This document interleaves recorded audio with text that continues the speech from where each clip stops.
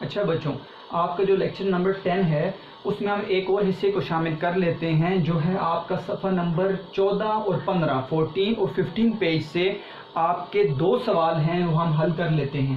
ایک ہے اعراب کا سوال اور ایک ہے رموز اوقاف کا سوال۔ دیکھیں، اعراب کا سوال جو ہے وہ آپ نے اپنے پچھلے سبق مسلمانوں کا قدیم طرز تعلیم میں دیکھ لیا اور لگانے کا طریقہ بھی سیکھ لیا۔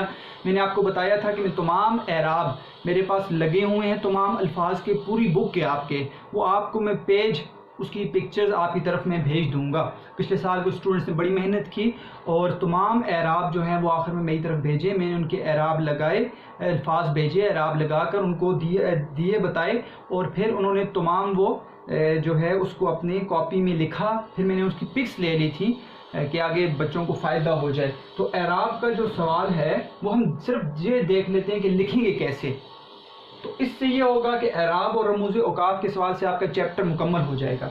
تو اعراب کا جو سوال کرتے ہیں اس کو اس طریقے سے لکھا جاتا ہے بیٹا، لفظ لکھا جاتا ہے، توڑ ہے اور جوڑ ہے، ٹھیک ہے۔ لفظ کے اندر آپ نے مکمل الفاظ لکھنا ہوتا ہے، پورے الفاظ لکھنے ہوتے ہیں، ایک لفظ آپ نے لکھنا ہوتا ہے اور بغیر اعراب کے لکھنا ہوتا ہے۔ توڑ آپ نے اس کو علیحدہ کرنا ہے، توڑ کا مطلب یہ دیکھیں، یہ لفظ ہے، اس کے اندر حروف ہیں، تو حروف کو آپ نے علیحدہ کر کے لکھنا ہے اور اس کے اوپر وہ اعراب لگانا ہے، زبر، زیر، پیش یا پھر سکون کی حالت۔ جوڑ میں آپ نے وہ ساتھ جوڑ کر لکھنا ہے وہی لفظ اور پھر اس کے اوپر اعراب لگا دینے ہیں، ٹھیک ہے۔ یہ سوال ایسے کر، مثال کے طور پر جمادات ایک لفظ ہے، اس کو ہم نے جب توڑا تو جیم ہے، اس کے اندر میم ہے، الف دال الف تے ہے، تو جیم کے اوپر زبر ہے، میم کے اوپر زبر ہے، الف ساکن ہے، دال کے اوپر زبر ہے، الف ساکن ہے اور تے بھی ساکن ہے۔ تو یہاں پر ہم نے اس کو آسانی سے پھر اس کو دیکھتے ہوئے ان کے اوپر اعراب لگا دیا۔ اب چیکر آسانی سے چیک کر سکتا ہے کہ واقعی ہی اس کو یہاں پر اگر نہیں سمجھ آ رہی تو توڑ میں اس نے بالکل ٹھیک اعراب لگائے ہیں۔ یہ لفظ ہے ذلت، ٹھیک ہے، ذلت بیٹا اس کے اندر شد ہے، ٹھیک ہے، تو اس کو کیسے ہم کریں گے؟ تو ذلت میں لام 2 دفعہ آتا ہے، یاد رکھیں جو شد والا لفظ ہوتا ہے لام کے اوپر شد ہے، ٹھیک ہے۔ آپ نے یہ 3 کنگروں والی یہ چیز دیکھی ہوگی، شد، تشدید، تو اس کے اوپر شد ہے، تو جب شد آ جائے تو ایک دفعہ سکون اور ایک دفعہ حرکت کے ساتھ پڑھا جاتا ہے۔ دیکھیں ذلت، تو لام 2 دفعہ آئے گا، تو جس پر شد ہوگا وہ لفظ ہمیشہ اس میں اس کے اندر حروف 2 دفعہ آئیں گے۔ تو دیکھو ذل پہلی دفعہ وہ سکون کی حالت میں ہوگا اور دوسری دفعہ حرکت کی حالت میں ہوگا۔ آپ میرے ہونٹوں کو دیکھیں، ذلت، تو ذل کیا مطلب ہوا؟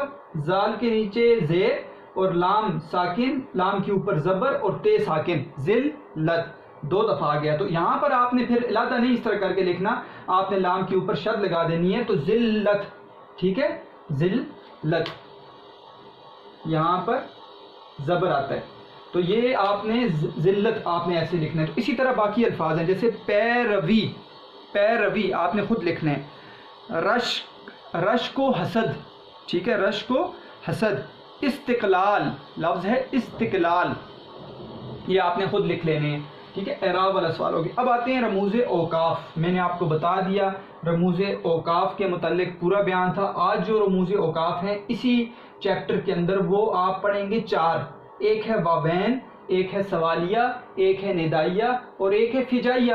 واوین بیٹا آسان ہے، انورٹڈ کاماز، آپ انگلش میں اس کو کیا کہتے ہیں؟ انورٹڈ کاماز، یہ اس کی علامت ہے، ٹھیک ہے، انورٹڈ کاماز، واوین، ٹھیک ہے۔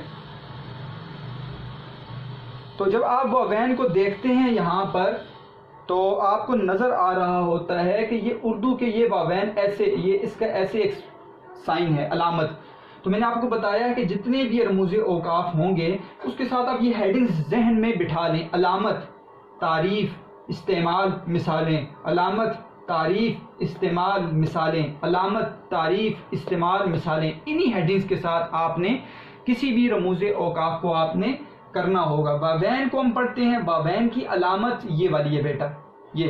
اب واوین کی تعریف یہاں پر نہیں لکھی ہوئی تو آپ تعریف لکھ سکتے ہیں، واوین، ٹھیک ہے، واوین جمع ہے، واوین کیا ہے بیٹا؟ جمع ہے، 2 واو کو واوین کہتے ہیں لغت کے اندر۔ کیا مطلب ہوا؟ دیکھیں آپ اس کی شکل دیکھیں تو یہ 2 واو کی شکل ہے، یہ واو ایسے بنا ہوا ہے، یہ واو ایسے لکھتے ہیں، یہ واو، تو یہ دیکھیں یہ واوین، 2 واو، اس لیے اس کو واوین کہا گیا ہے، ٹھیک ہے، انگلش میں اس کو انورٹڈ کاماز کہتے ہیں۔ اور واوین کسی لفظ یا عبارت کو خاص کرنے کے لیے آتے ہیں. یہ لکھ لیں آپ تعریف کے اندر. واوین کی تعریف میں لکھیں گے واوین جمع ہے, 2 واو کو لغت میں واوین کہتے ہیں, اور واوین کسی بھی لفظ یا عبارت کو خاص کرنے کے لیے آتے ہیں. یہ تعریف میں ہو گیا. استعمال آپ کی کتاب میں موجود ہے بیٹا, وہاں سے ہی پڑھتے ہیں. جب کوئی اقتباس دیا جائے یا کسی کا قول نقل کیا جائے تو اس کے آغاز اور اختتام پر یہ علامات لگائی جاتی ہیں. جب کوئی اقتباس دیا جائے یا کسی کا قول نقل کیا جائے, ٹھیک ہے, تو ابتدا اور آخر میں یہ والی علامت لگائی جاتی ہے تاکہ اس قول کو, اس اقتباس کو آپ کسی چیز کے اندر بند کر لیں, وہ خاص نظر آئے, ہائی لائٹ نظر آئے. ٹھیک ہے, جیسے اب یہاں پر دیکھیں استعمال تو ہو گیا, ہم نے مثالیں دینی ہیں, تو یہاں پر مثالوں میں آئے گا کسی نے کیا خوب کہا ہے, خدا ان کی مدد کرتا ہے جو اپنی مدد آپ کرتے ہیں. کسی نے کیا خوب کہا ہے تو آگے مقولہ ہے, تو مقولے کو ہم نے انورٹڈ کامز یا واوین کے اندر بند کر دینا ہے. یہ ایک مثال ہے. اس کے علاوہ آپ مثال لکھ سکتے ہیں, سلطان ٹیپو کا قول ہے, قول کو آپ نے اب انورٹڈ کامز کے اندر بند کرنا ہے کہ شیر کی 1 دن کی زندگی گیدڑ کی 100 سالہ زندگی سے بہتر ہے. شیر کی 1 دن کی زندگی گیدڑ کی 100 سالہ زندگی سے بہتر ہے. یا آپ اس طرح ایک اور آپ مثال سمجھ لیں کہ انارکلی, انارکلی کو آپ انورٹڈ کامرس کے اندر لکھ سکتے ہیں امتیاز علی تاج کا مشہور ڈرامہ ہے. ٹھیک ہے, انارکلی امتیاز علی تاج کا مشہور ڈرامہ ہے. تو 3 مثالیں میں نے آپ کو دے دی. ایک آپ کی کتاب کے اندر ہے, 2 اور دے دی. کتاب کے اندر ہے خدا ان کی مدد کرتا ہے جو آپ اپنی مدد کرتے ہیں. دوسری مثال سلطان ٹیپو کا قول ہے شیر کی 1 دن کی زندگی گیدڑ کی 100 سالہ زندگی سے بہتر ہے. یا انارکلی امتیاز علی تاج کا مشہور ڈرامہ ہے. انارکلی کو انورٹڈ کامرس کے اندر کرنا ہے واوین کے اندر, اور شیر کی 1 دن کی زندگی کا مقولہ آپ نے واوین کے اندر لکھنا ہے. تو یہ آپ کا سوال مکمل ہو جائے گا. اگلے سوال پہ جاتے ہیں, سوالیہ. سوالیہ کو انگلش میں کوسچن مارک کہتے ہیں. ٹھیک ہے, اور اس کی علامت آپ کو پتہ ہے, وہاں پر تو سیدھی لگتی ہے, یہاں پر الٹی ہو جاتی ہے. یہ علامت ہے بیٹا. ٹھیک ہے, کوسچن مارک کی اردو کے اندر, تو آپ نے انگلش کے اندر اس کا سر ادھر ہوتا ہے, تو آپ نے علامت ایسے لگانی ہے.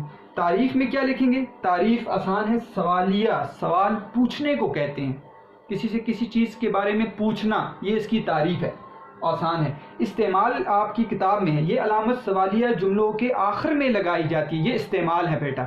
یہ علامت سوالیہ جملوں کے آخر میں لگائی جاتی ہے. مثالیں بہت آسان ہیں, کیا ہے, تم کہاں ہو. تیسری مثال میچ کون جیتا وغیرہ. یہ مثالوں میں آپ نے تحریر کر لینا ہے. تو واوین اور سوالیہ ہو گئے. تیسرے حصے کی طرف جاتے ہیں, ندائیہ یا فجائیہ.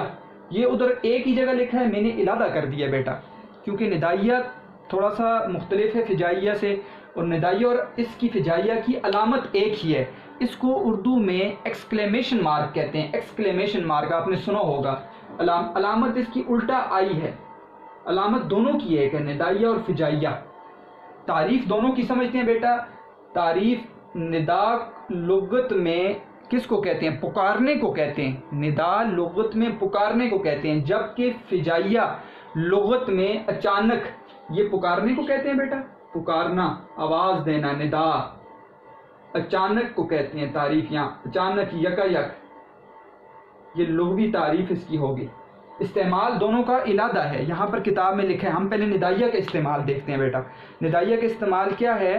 جب کسی کو کیا کرنا ہو, مخاطب کرنا ہو تو ندائیہ استعمال ہوتا ہے. جب کسی کو پکارنا ہو تو ندائیہ استعمال ہوتا ہے. یہاں تک اس کی تعریف ہے. مثالیں یہاں پر ایک مثال درج ہے, 2 اور میں آپ کو بتا دوں گا.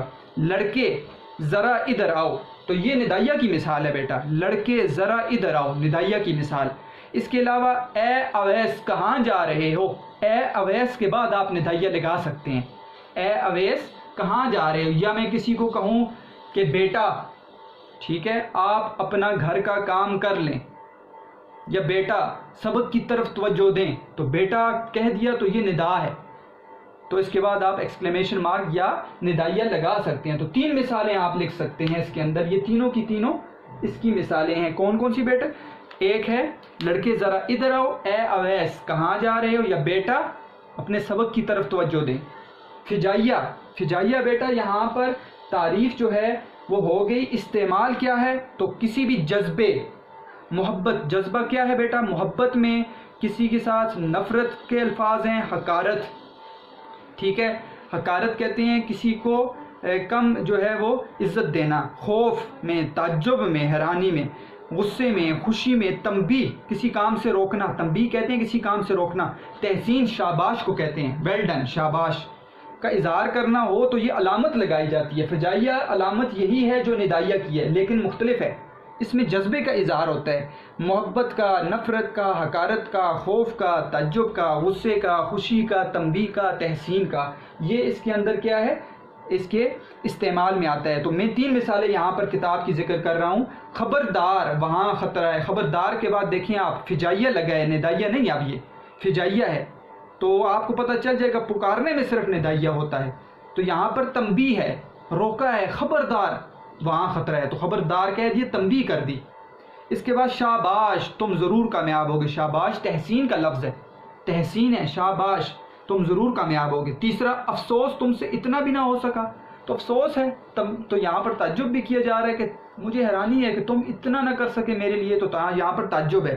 تو 3 چیزوں کے ساتھ بیان کر دیے گئے، تنبیہ، تحسین اور تعجب کو۔ خبردار، وہاں خطرہ ہے، شاباش تم ضرور کامیاب ہوگے، افسوس تم سے اتنا بھی نہ ہو سکا۔ اس لیے بیٹا یہ ایک ہی سوال کے اندر 2 سوال درج ہیں کتاب کے اندر، تو دونوں کو آپ نے علادہ کرنا ہے، اپنی کاپیز کے اندر لکھنا ہے۔ ندائیہ میں بھی علامت سیم ہے، ایک جیسی ہے، تعریف علادہ ہے، استعمال علادہ ہے، اور مثالیں بھی علادہ ہیں۔ یہاں پر ایک ہی ہے، میں نے علادہ کر دیا۔